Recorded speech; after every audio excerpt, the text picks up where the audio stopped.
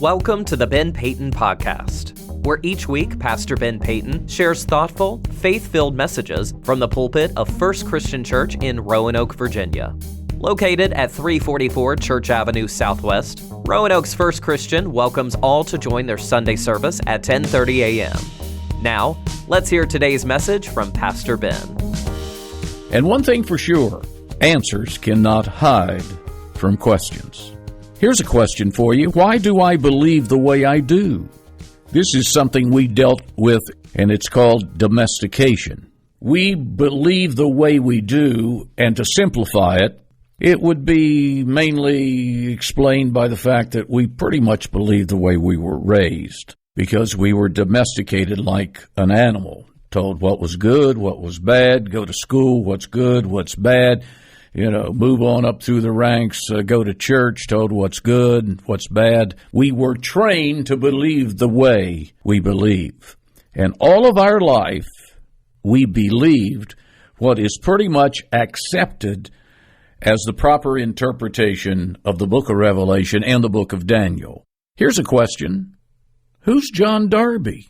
I mean, we've heard of Martin Luther. Yep. We've heard of John Calvin. Yep. We've heard of John Wesley. Yep. But who's John Darby? John Darby is the key to understanding the book of Revelation, because he is considered to be the one who came up with the current concept of end-time prophecy, sometimes known as dispensationalism, the rapture of the church, and etc. He was an Anglican Irish priest. Came to the United States several times to speak about that. And then the next question is, John Darby, you see, came up with a concept, end-time prophecy, but how did it spread? That's the next question. Well, here's a name that many of you will be familiar with. Who was Cyrus Scofield? Cyrus Scofield was a guy that... Here's your coffee, Ben. Ruth, do you have to interrupt me and bring it in like that? Where was I? What question was I asking? Cyrus Scofield. Where do you want me to set Ruth, your coffee? Set it down, please. Don't interrupt me. This is off the cuff. I'm not that bright. And I'm sure a lot of you believe that. Where was I? Who was Cyrus Scofield? He's a guy that wanted to put out a study Bible with John Darby's notes in it. And later, he had also a dream, a vision, a desire to establish a college to teach this, which became, what college? Another question. Dallas Theological Seminary.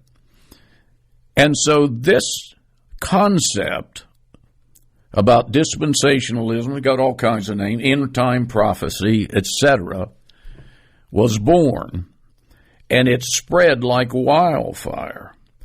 I know one of the books, and I can see the Baptist preacher's picture, but I can't think of his name, but he was very popular in the early part of the 20th century, and that's where my father got a lot of his, spent a lot of time studying what he wrote about it. And I can remember Dad speaking about this stuff in church. And when I got a little older and eventually I got into the ministry, I started asking questions because that concept did not make sense to me. And I think one of the most important things that we should keep in mind is that we should have rational thinking. We have brains, use it. Just because something is taught to us, we're not compelled to believe it hook, line, and sinker. If it doesn't make sense to us, we should begin to research it and find the answers for ourselves. And you know what? Snap of a finger, we begin to get a little nugget here, a little understanding here, do a little bit of research, and with the help of common sense and direction of the Holy Spirit, we begin to learn. And you need to know about Darby. I mean, that's what most of us were taught. This is where it came from, and many of you have bits and pieces, but we just hear it because it's so confusing and so complicated, and you got to jump through all of the places, to try to figure it out. Somebody's teaching on Revelation, all of a sudden he jumps over here to another passage, Thessalonians, and starts teaching about the rapture of the church.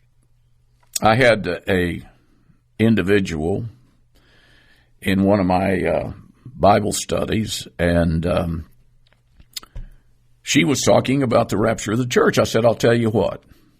You show me the rapture of the church in the book of Revelation, and I will embrace it. I will believe it. And she spent the rest of her time looking. It's not there. Now, I'm a little different from some people. I've got a friend, I guess I could call him friend. His name is John. He's not the guy that wrote, the book of John. I'm not that old. He might be that old, but not me. But I always talk to him. I said, he said to me, am I making sense or not? Who cares, Peyton? Well, you got to make sense of this stuff. I mean, it's rough enough, Ruth. What a sweet lady she is. So what we're discussing is, what's truth? What is truth? Somebody asked me that the other day, and I asked somebody the other day, and, we get people who try to define it. But what is biblical truth? One word. And it comes out of John chapter 14, verse 6. Here's the word that defines truth. Jesus. If you want to know about truth, then take a long look at Jesus. Follow him. Track him like you would track a deer, and you'll find out what truth is. But what we're dealing with more here is the enemy of the truth. And what is the great enemy of the truth? Well, very often it's not the lie.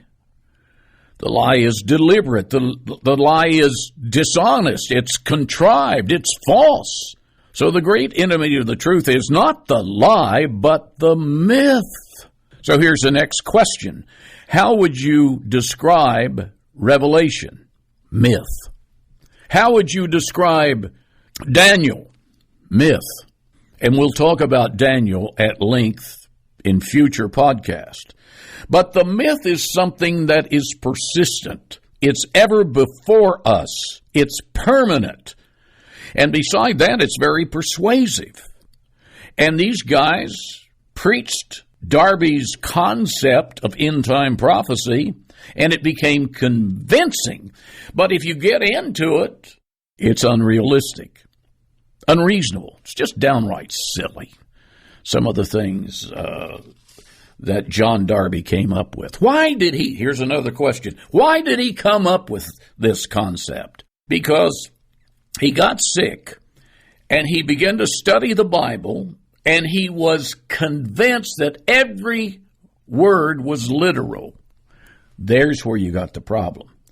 We need to learn about literature and the different types of literature that is used in the Bible.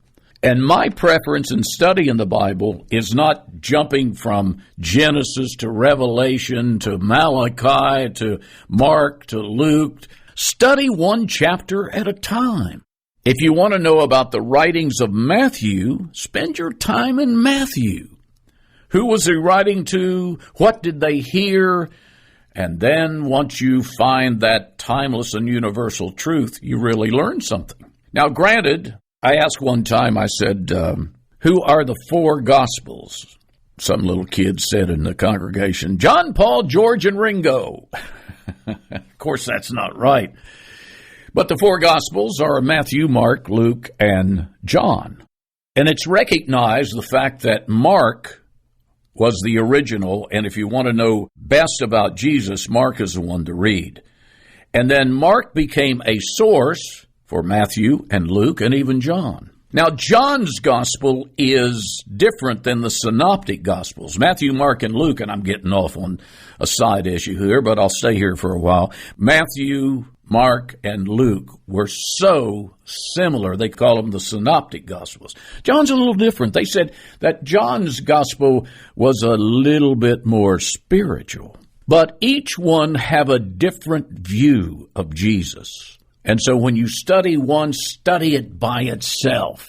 Learn what Matthew had to say, who he was talking to, what his intent was. Same thing with Mark, same thing with Luke, same thing with the Gospel of John.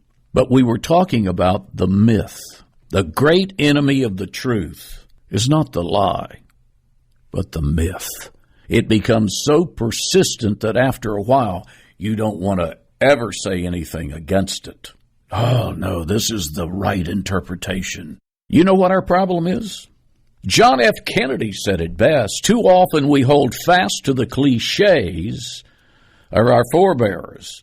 We subject all facts to a prefabricated set of interpretations. We enjoy the comfort of opinion without the discomfort of thought. Question: when did people that study and believe and attend church, when are they going to learn to ask questions and think for themselves? We have some very gifted ministries today. They have a lot of good things about them. I wouldn't want to say anything bad at all. But I heard some guy a couple of days ago, I think it was on my iPhone, and he was talking about, pretty much the end of the world, and this is it, and da-da-da. We just don't want to go there, but you know what I'm talking about. Let the Bible say what it says. Be sure it's in context, right?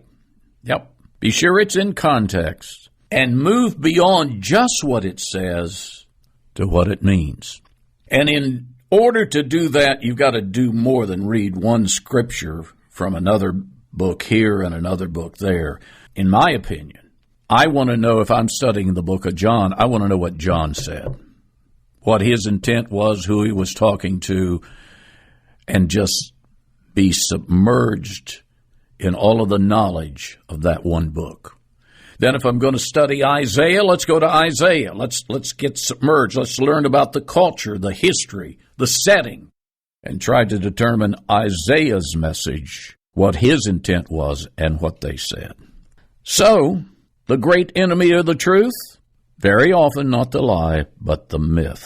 And I think the point I'm trying to make today is we must learn to think in a very rational way.